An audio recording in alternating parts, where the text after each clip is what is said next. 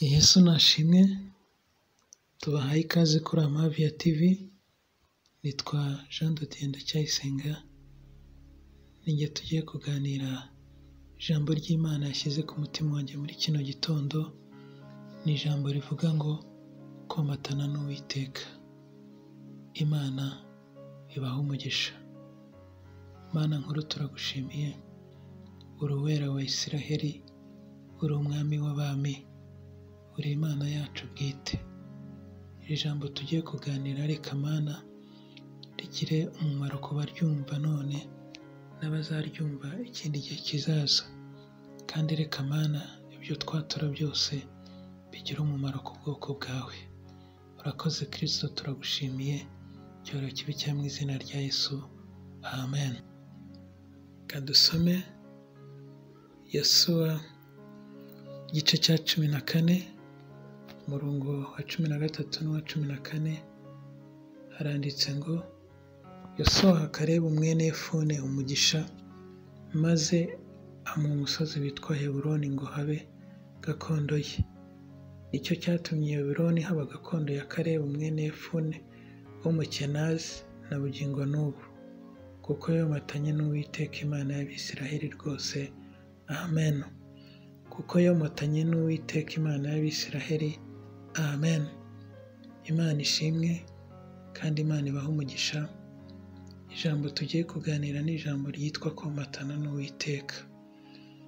Komatana n'Uwiteka cyangwa kugumana n'Uwiteka bizana umugisha mwinshi, utitaye ku gihe waba urimo cyangwa se igihe waba uhagazemo.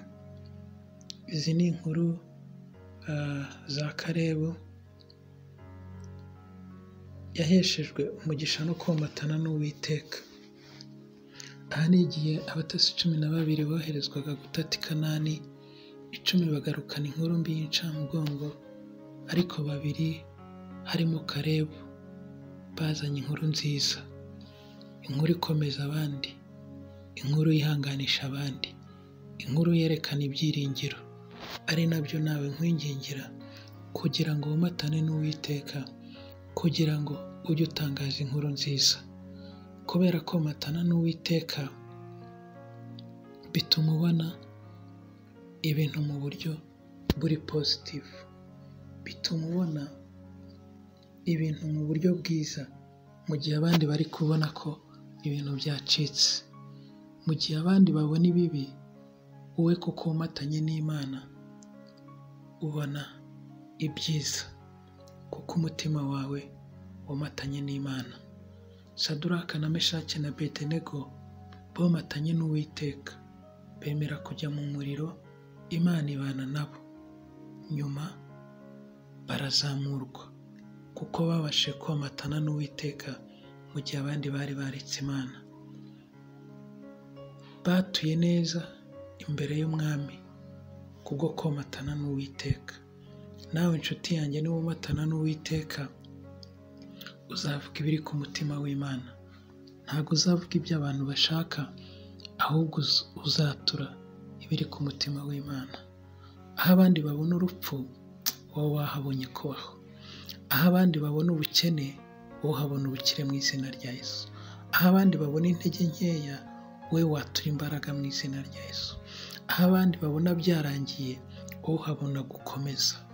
Aho abandi biyicarira rwose, wowe uhagaze wema.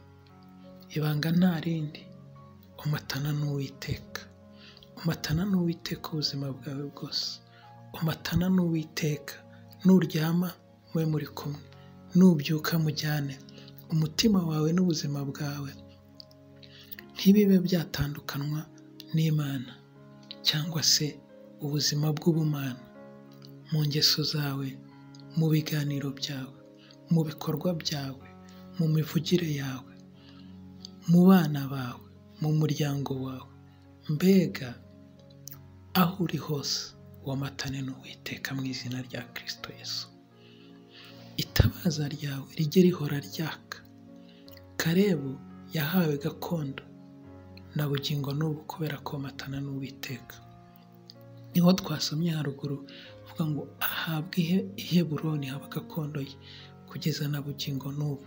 Niwomatana n'Uwiteka uyu munsi n'ibihe byose uzagira umugisha udasaza kandi utagabanuka, ahubwo wiyongera uko bwije n'uko bukeye.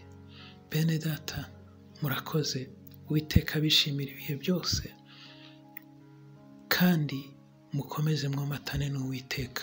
Ubu butumwa ntimubwihererane, ahubwo mubuhe n'abandi kugira ngo nabo bahabwe umugisha mu ijambo ry'Imana, kandi ukomeze kwatura ngo uyu munsi n'ibihe byose ndomatana n'Uwiteka. Mu izina rya Yesu Kristo, Imana ibahe umugisha. Reka dusenge. Mana nkuru, turagushimiye mu izina ry'umwana w'ikinege Yesu Kristo wabambwe ku musaraba. Turagushimiye Mana muri iri jambo ryawe. Reka iri jambo Mana abaryumva bose uko batura Mana ubikore ku buzima bwabo no ku bugingo bwabo. Mbasabiye ko matana n'Uwiteka iminsi yabo yo kubaho kose, kandi Mana muri iyo minsi yabo yo kubaho kose, kuko bamatanye nawe, kuko bemeye kugendana nawe, Mana ubahe umugisha udasaza, umugisha utagabanuka, umugisha wiyongera ku manywa na nijoro, ku bana babo, ku miryango yabo, igihugu cyabo, ku itorero ryabo, ibyo batekereje, ibyo bakoze, Mana bigira umugisha kuko bamatanye n'Uwiteka. Kalebu yomatanye n'Uwiteka bituma umuvugaho ijambo rikomeye, bityo umuha gakondo, kandi gakondo yarayihawe kugeza na n'uyu munsi.